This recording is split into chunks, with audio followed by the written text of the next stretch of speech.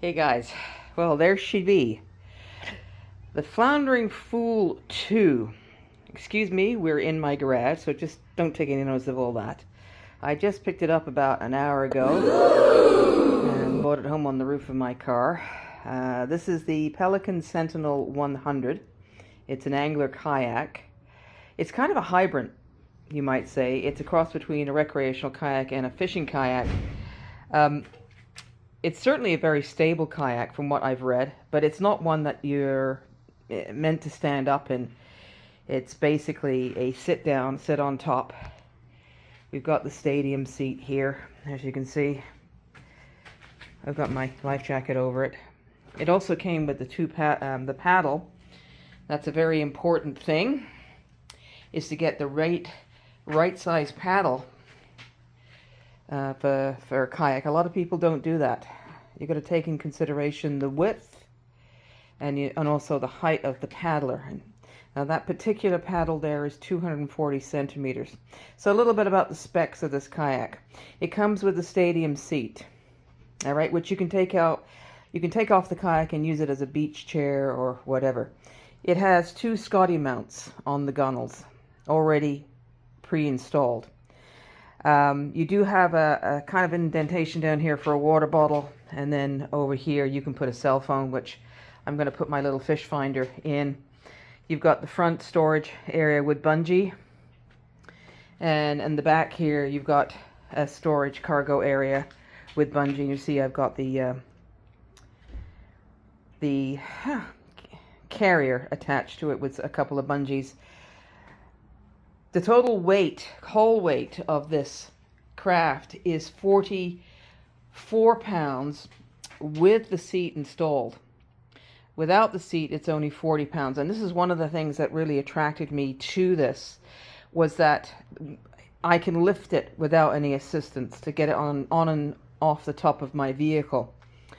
If I couldn't do that, then it's no good buying the kayak. So the whole weight for this is only just a little over 40 pounds. With the seat, it's about 44 pounds. The seat just simply clips in down here. Just pushes in and clips in. And that's basically all there is to it. So it's 10 feet long. It can support nearly 300 pounds in weight. I'm nowhere near that. At least it better not be. So I've been told it's a very sturdy kayak for the price, and it's actually a very good tracking kayak. Now, one of the things too I was interested in was that this has kind of got like a three-hulled. There's a keel at the front and there's a keel at the back, and then in the center here it's kind of flat bottomed. You need that to break up the suction on the water, which is what the inflatable kayak cannot do. That is a slug. It takes a lot of power to try and paddle it. It's very tiring, and also it's just a sail in the wind. Not that these don't get blown around, they do.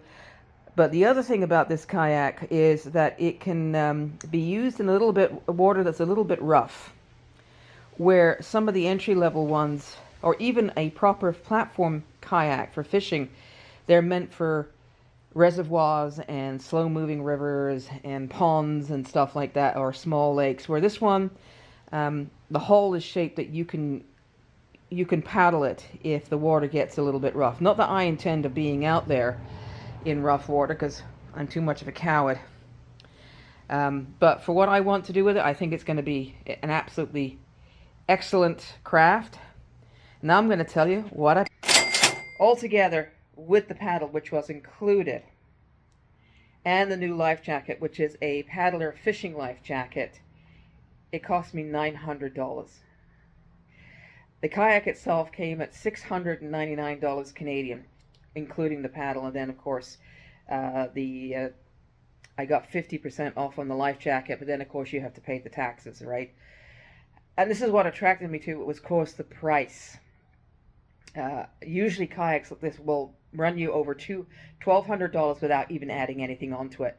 And it doesn't have a lot of stuff on it, but it has enough for what I need to use. So I'm really looking forward to getting this out. I just have to wait for a calmer day. Today's not the day. The wind's up a bit, and of course we have the air show here where I live over the bay right now. That's running for the next 3 days. Today's Friday. It's going to run Saturday and Sunday. So the waterfront is just not going to be a place to go down to. But there's a couple of places, hopefully next week. The temperatures are going to be up in the 30s. We'll be able to get this thing out and get out fishing on it. And I look forward to doing some videos for you at those places. So I just had to show this off to you. I finally done it. Went and got my hard shell kayak. And now I just have to look for a new home for the inflatable one. All right. We'll talk to you soon. Bye for now.